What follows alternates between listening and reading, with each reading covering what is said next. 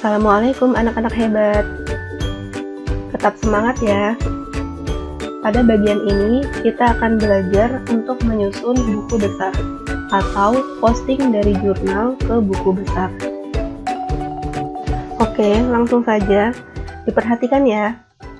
Nah, di sini pada soal telah disediakan berupa neraca saldo dan jurnal umum. Neraca saldo ini adalah neraca saldo per 30 November 2020 atau bisa juga disamakan dengan neraca saldo awal Desember ya. Dan di sini juga disediakan jurnal umum per 31 Desember 2020 atau jurnal umum pada bulan yang sedang berjalan ya. Sehingga nanti kita akan menyusun buku besarnya juga per bulan Desember 2020.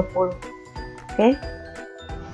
Jadi, ketika kita akan menyusun buku besar, maka dokumen yang diperlukan adalah neraca saldo dan jurnal, baik itu jurnal umum ataupun jurnal khusus. Dalam hal ini kita masih memakai jurnal umum ya. Nah, di sini kita memakai bentuk buku besar dalam bentuk saldo rangkap ya, atau double balance ledger ya. Seperti ini bentuknya. Yang terdiri dari kolom tanggal, keterangan, ref, debit, kredit, saldo, debit, kredit ya. Oke, lanjut. Kita langsung saja latihan menyusun buku besarnya.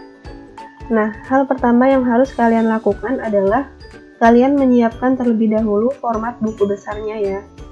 Nah, formatnya seperti ini, bentuk tabelnya ya. Nah, selanjutnya, jika sudah disiapkan format tabelnya seperti ini, maka kalian tulis nama akun-akun yang bersangkutan ya, sesuai dengan neraca saldo yang ada di soal ya. Nah, misalnya di sini ada akun kas dengan nomor akun 111. Maka ditulis di buku besarnya nama akunnya kas, nomor akunnya 111. Kemudian akun yang kedua adalah piutang dagang dengan nomor akun 112. Maka ditulis nama akunnya piutang dagang, nomor akunnya 112. Nah, begitu seterusnya ya, sampai akun yang terakhir. Nah, di sini akunnya beban gaji, nomor akunnya 511 ya, sesuai di soal nih ya. Jadi ditulis dulu nama-nama akunnya dan nomor akunnya. Setelah itu kalian tulis periodenya ya, periode buku besarnya bulan apa. Nah, di sini bulan Desember 2020, maka tulis Desember 2020. Oke, jika sudah, selanjutnya adalah kita masukkan saldo awalnya ya. Dari mana saldo awalnya? Dari soalnya ya. Kan tadi di soal sudah disediakan neraca saldo awal bulan Desember. Nah, ini saldonya ya, kita masukkan dulu. Nah, caranya kita lihat. Nah, diurutkan ya, cara memasukkannya diurutkan dari kas sampai beban gaji agar tidak ada yang ketinggalan. Yang pertama, akun kas. Maka kita masukkan, kita tulis tanggalnya tanggal 1, keterangannya saldo awal. Kemudian angkanya langsung kita masukkan di kolom bagian saldo ya, saldo. Nah, kemudian cara meletakkannya di debit atau di kredit itu disesuaikan dengan posisi di neraca saldonya ya. Nah, kas itu saldonya ada di debit ya, berarti kita taruhnya di posisi debit ya, sebesar 56.750.000 ya. Kemudian yang kedua, akun piutang dagang. Sama, keterangannya ditulis saldo awal, saldonya sebesar 22.250.000 di debit ya. Maka kita taruhnya di kolom saldo sebelah debit.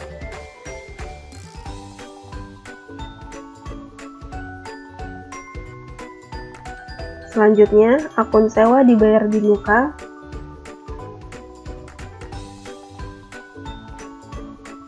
Saldonya sebesar 36 juta di debit. Maka kita taruhnya di debit juga ya. Sebesar 36 juta. Selanjutnya, akun iklan dibayar di muka.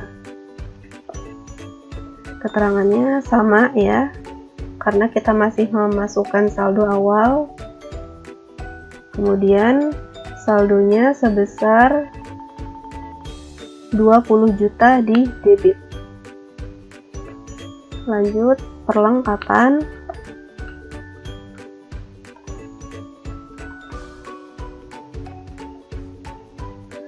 Saldonya sebesar 18.250.000 di debit. Peralatan.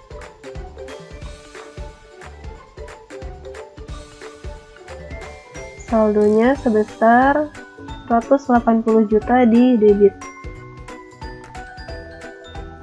Lanjut utang dagang.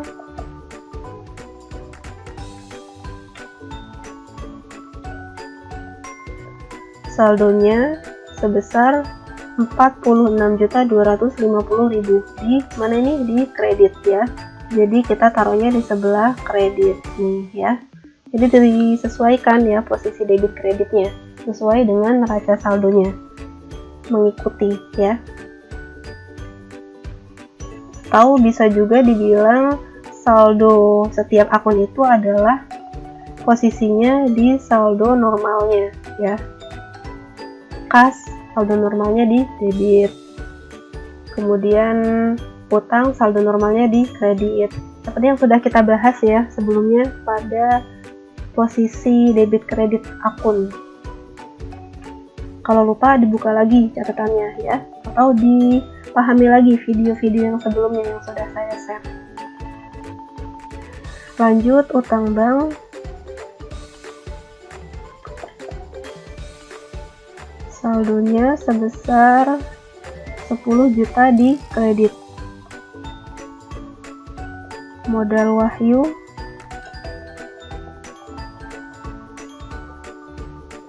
Saldonya sebesar 277 juta. Nah, kemudian, ini kan akun pendapatan dan beban gaji tidak ada nih di neraca saldonya, tidak ada angkanya. Nah, maka tidak perlu dimasukkan ke buku besarnya, ya.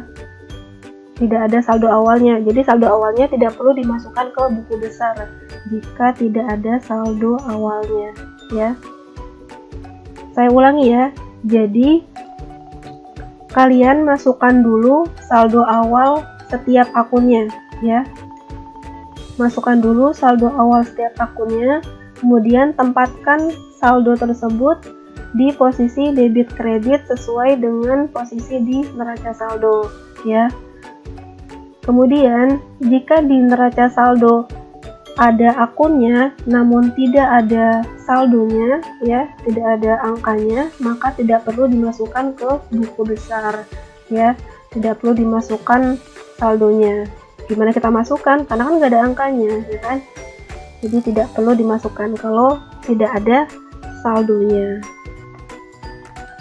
Oke, lanjut.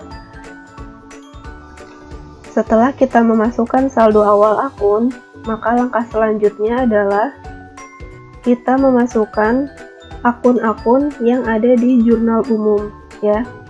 Nah, kita memasukkannya secara berurutan ya, sesuai dengan tanggal transaksinya. Nah, caranya seperti ini. Diperhatikan ya. Nah, yang pertama tanggal 2, di sini keterangannya kas di debit dan modal Wahyu di kredit sebesar 50 juta. Nah, ini merupakan transaksi penyetoran modal. Kenapa bisa tahu ini transaksi penyetoran modal? Nah, ini dilihat dari posisi jurnalnya ya. Jadi, kalau kas di debit dan modal di kredit itu adalah transaksi penyetoran modal ya. Diingat-ingat ya dan dipahami. Atau kalau kalian masih bingung, dilihat-lihat lagi pada bahasan sebelumnya ketika kita belajar jurnal umum ya. Nah, jadi kalau jurnalnya seperti ini, kas di debit dan modal di kredit adalah transaksi penyetoran modal ya. Nah, kembali lagi ke buku besar. Nah, kita masukkan akunnya ke dalam buku besar ya. Nah, yang pertama ini adalah kas. Kas di debit sebesar 50 juta. Maka kita masukkan ke akun kas. Tanggalnya tanggal 2 sesuai jurnal umumnya. Keterangannya adalah penyetoran modal.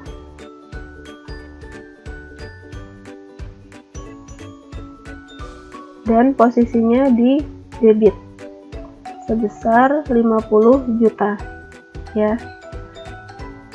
Nah, jadi posisinya ini ditaruh di sebelah sini ya, debit atau kredit ya. Posisinya dari mana taunya? Dari sini ya, dari posisi jurnalnya. Kalau dia di debit, maka di buku besarnya juga di kredit. Kalau dia di kredit, maka posisi di buku besarnya juga di kredit ya. Nah, kemudian ini kita jumlahkan ya, kita hitung saldonya.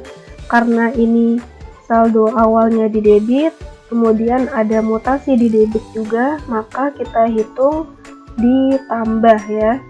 56.750.000 ditambah 50 juta sama dengan 106.750.000 di debit ya. Sampai sini bisa ya. Kemudian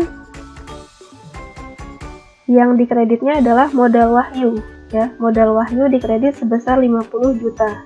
Maka kita cari di akun modal. Nah, ini taruh di modal wahyu, tulis tanggalnya sama tanggal 2, keterangannya sama ya, disamakan penyetoran modal. Dan posisinya di kredit ya, di kredit sebesar 50 juta disamakan ya. Kemudian dihitung saldonya. Nah, karena ini punya saldo awal di kredit sebesar 277 juta dan ada mutasi di kredit juga, maka dijumlahkan, ditambah ya, dan taruhnya di kredit juga. Karena ini sama-sama di kredit, kredit ketemu kredit, maka taruhnya di kredit juga. 277 juta ditambah 50 juta sama dengan 327 juta ya.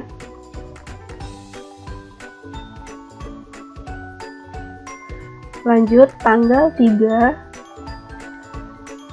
keterangannya perlengkapan di debit dan utang dagang di kredit sebesar 500.000.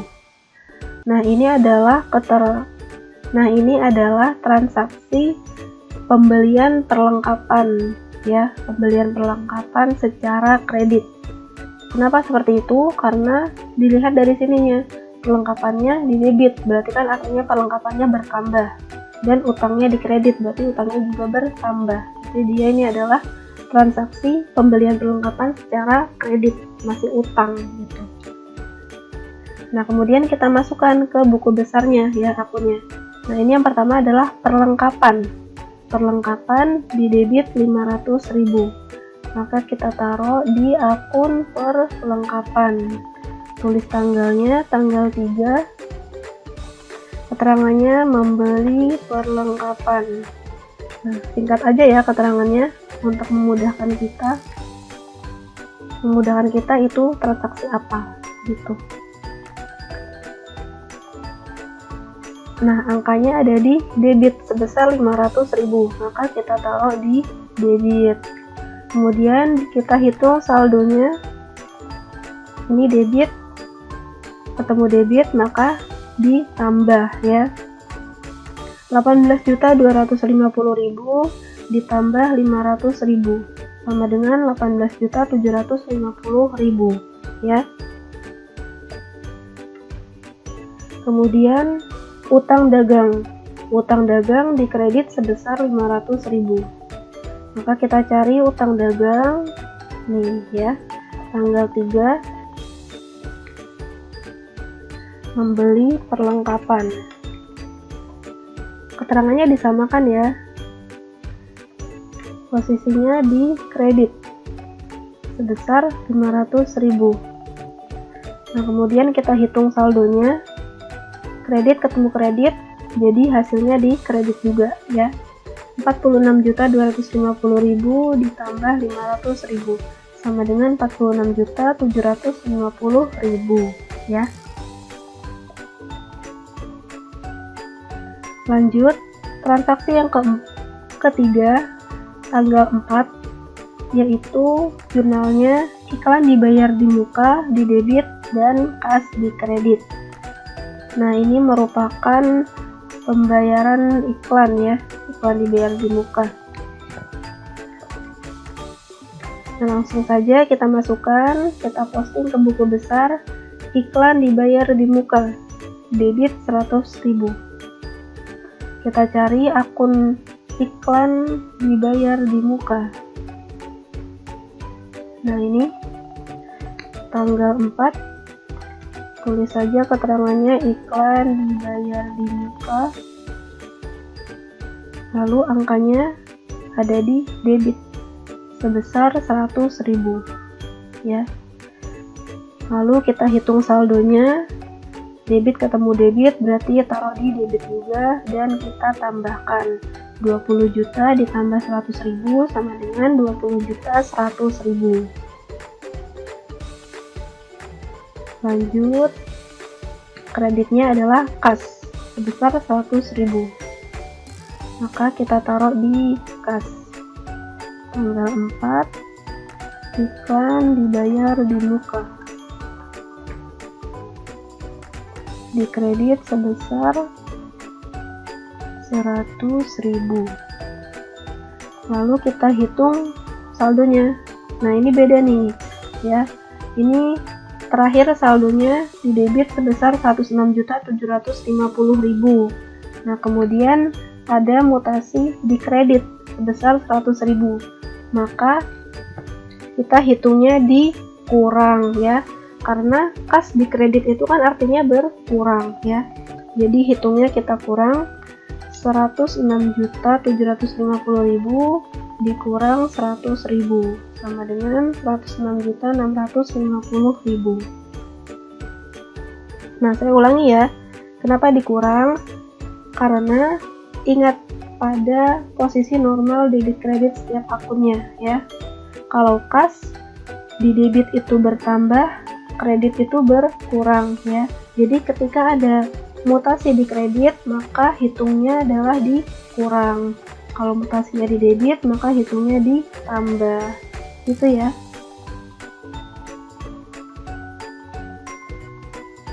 Lanjut, transaksi tanggal 10, kas di debit dan pendapatan di kredit sebesar 400.000.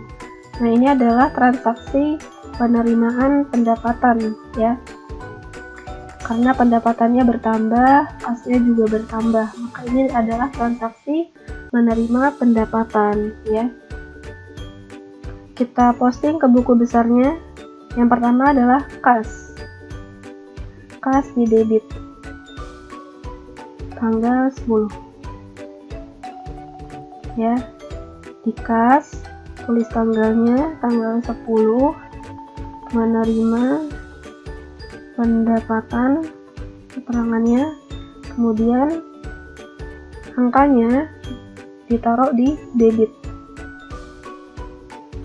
sebesar 400.000. Kita hitung saldonya, berarti ditambah ya, 106.650.000 ditambah 400.000. Karena kan ini mutasinya ada di debit ya. Mutasi itu sama dengan perubahan ya. Jadi kalau ada pergerakan atau perubahan angka-angka ini disebut dengan mutasi. Kemudian pendapatan di kredit sebesar 400.000. Masih tanggal 10, berarti kita cari akun pendapatan ya. tanggal 10, keterangannya menerima pendapatan. Angkanya diletakkan di kredit ya, sesuai di jurnal umumnya ya, nih di kredit sebesar 400.000. Nah, karena ini baru pertama, maka saldonya mengikuti ya, mengikuti saldo taruhnya di kredit sama 400.000 ya. Lanjut, tanggal 12, peralatan di debit dan kas di kredit sebesar 5 juta rupiah. Nah, ini merupakan transaksi pembelian peralatan secara tunai. Kenapa? Karena peralatannya di debit, yang artinya bertambah. Kemudian kasnya di kredit, yang artinya berkurang. Maka ini merupakan transaksi pembelian peralatan secara tunai ya, karena kasnya langsung berkurang karena secara tunai dibayarnya gitu ya. Nah, saya ulangi, berarti ini adalah transaksi pembelian peralatan secara tunai ya. Kita masukkan ke buku besarnya. Yang pertama dulu ya, peralatan di debit. Kita cari akun peralatan.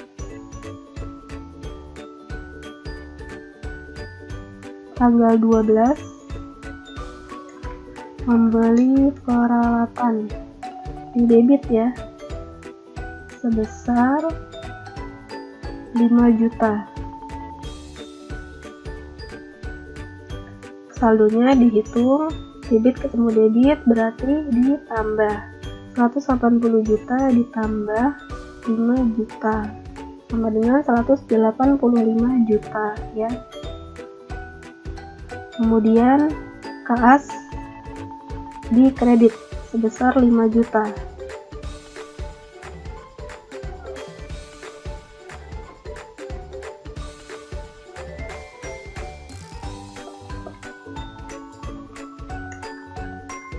Membeli peralatan di kredit sebesar 5 juta. Nah, saldonya karena di kredit berarti dikurang ya. 107.050.000 dikurang 5 juta sama dengan 102.050.000. Lanjut, transaksi tanggal 15. Jurnalnya, utang dagang di debit dan kas di kredit sebesar 500.000. Nah, ini merupakan transaksi membayar utang ya. Kenapa membayar utang? Karena utang dagang di debit. Utang dagang di debit berarti artinya utangnya berkurang ya. Dan kas di kredit berarti kasnya juga berkurang. Nah, utang berkurang dan kas berkurang berarti ada transaksi pembayaran utang ya. Kita masukkan ke buku besarnya. Yang pertama adalah utang ya, di debit. Cari akun utang tanggal 15, keterangannya membayar utang. Kita letakkan di debit angkanya sebesar 500.000. Nah, kemudian saldonya dikurang ya, 46.750.000 dikurang 500.000 ya. Kenapa dikurang? Karena ingat tadi ya, posisi normalnya utang itu berkurang di debit dan bertambah di kredit. Jadi kalau mutasinya ada di debit berarti perhitungannya dikurang. Kalau mutasinya ada di kredit berarti perhitungannya ditambah ya, untuk akun utang dagang ya.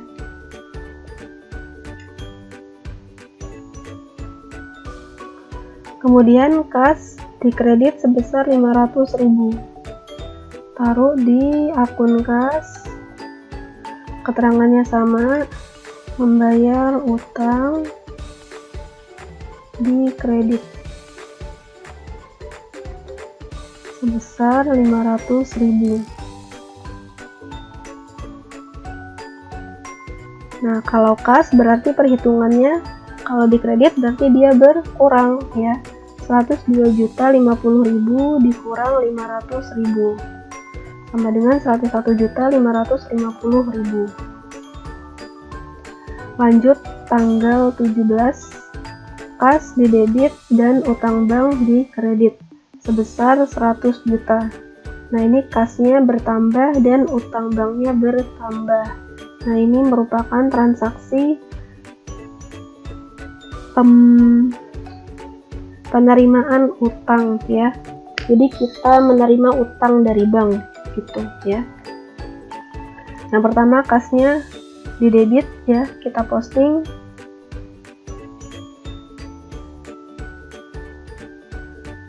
Tanggal 17,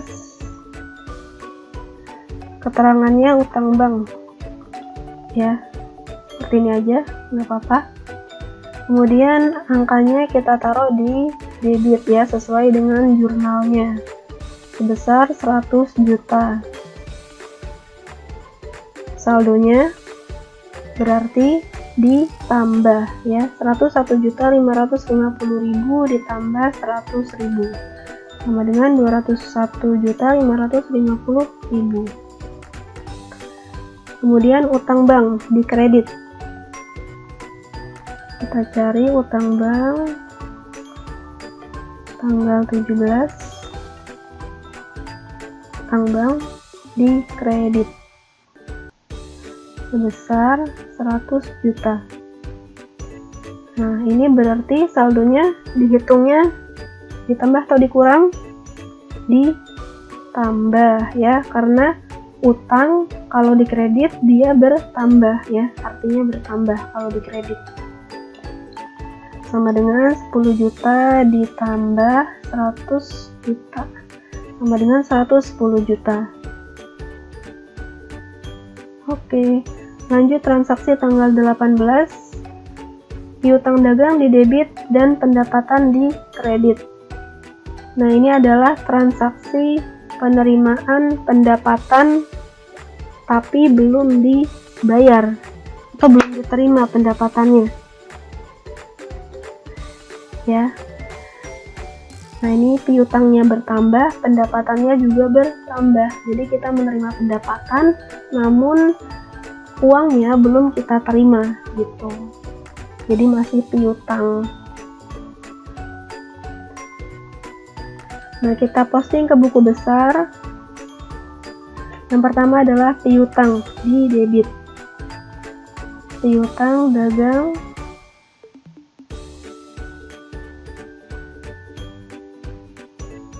tanggal 18,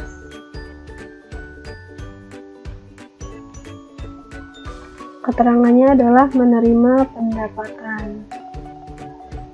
Angkanya taruh di debit sesuai jurnalnya sebesar 7.500.000. Kemudian saldonya ditambah ya, karena piutang kalau di debit artinya bertambah ya. 22.250.000 ditambah 7.500.000 sama dengan 29.750.000. Kemudian pendapatan di kredit kita taruh di akun pendapatan.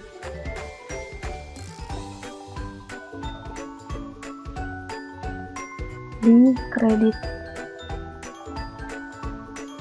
sebesar 7.500.000. Nah, saldonya dihitungnya ditambah atau dikurang?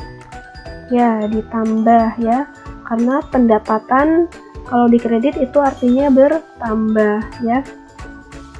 400.000 ditambah 7.500.000 sama dengan 7.900.000. Lanjut tanggal 25, kas di debit dan piutang dagang di kredit sebesar 7.500.000. Nah, ini adalah transaksi penerimaan piutang atau pembayaran piutang ya. Nah, jadi ketika kita memiliki piutang atau ini nih tadi pendapatan yang belum kita terima, Nah, kemudian kita terima nih tanggal 25-nya. Kita terima uang dari pendapatan tanggal 18 ini, gitu ya. Jadi kita menerima pelunasan piutang. Kita masukkan ke dalam buku besarnya. Yang pertama, kas di debit. Tanggal 25. Keterangannya adalah menerima piutang.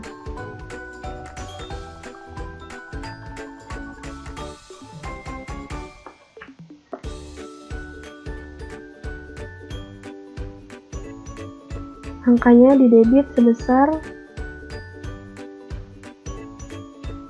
7.500.000 ya. Berarti saldonya dihitungnya ditambah ya, 201.550.000 ditambah 7.500.000 sama dengan 209.050.000. Kemudian piutang dagang di kredit. Tanggalnya tanggal 25. Keterangannya sama, menerima piutang dan angkanya taruh di kredit ya, sebesar 7.500.000.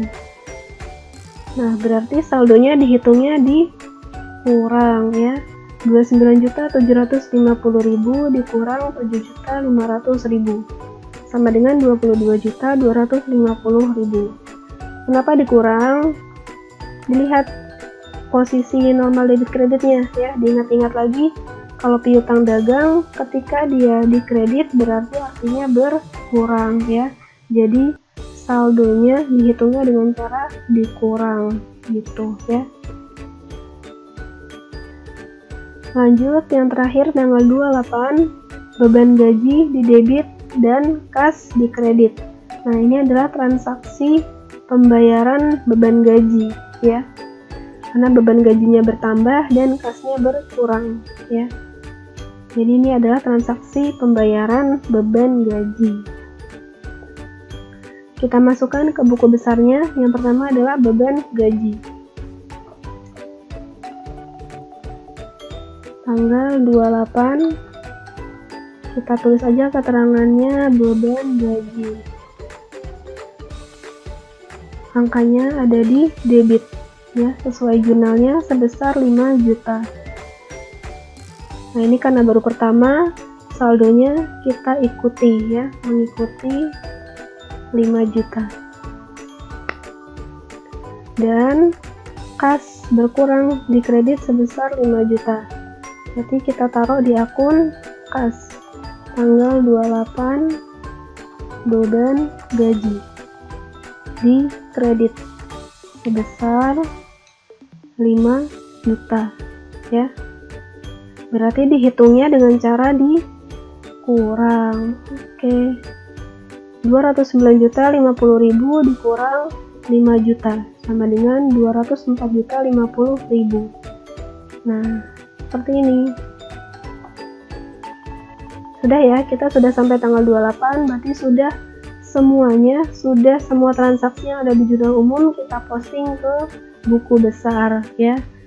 Nah, jadi ini adalah saldo setiap akunnya, dari kas, piutang dagang sampai dengan beban gaji ya. Nah, jadi seperti itu ya untuk menyusun buku besar ya. Saya ulangi, jadi untuk menyusun buku besar, yang pertama kalian siapkan dulu format buku besarnya ya. Kemudian yang kedua, kalian tulis akun-akunnya ya sesuai di neraca saldo, nama akunnya apa, nomor akunnya berapa ya. Kemudian yang ketiga adalah kalian memasukkan saldo awal setiap akunnya ya. Dari mana saldo awalnya? Saldo awalnya dari soalnya ya, dari neraca saldo awal bulan yang bersangkutan ya, atau pada awal bulan yang berjalan ya. Intinya dari soalnya ya, saldo awal itu telah disediakan di soalnya Jadi tinggal dipindahkan saja ya. Dimasukkan angkanya, langsung dimasukkan ke kolom saldo, dan posisi debit kreditnya disesuaikan dengan posisi di neraca saldonya ya.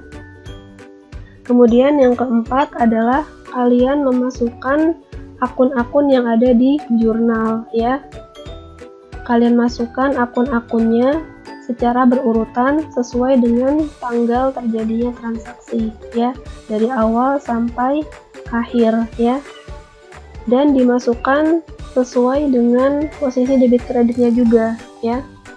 Misalnya kas, ini kan di debit 50 juta, maka kalian masukinnya, letakkan di buku besar bagian akun kas dan letakkan angkanya di kolom mutasinya ini, di debit atau di kredit ya.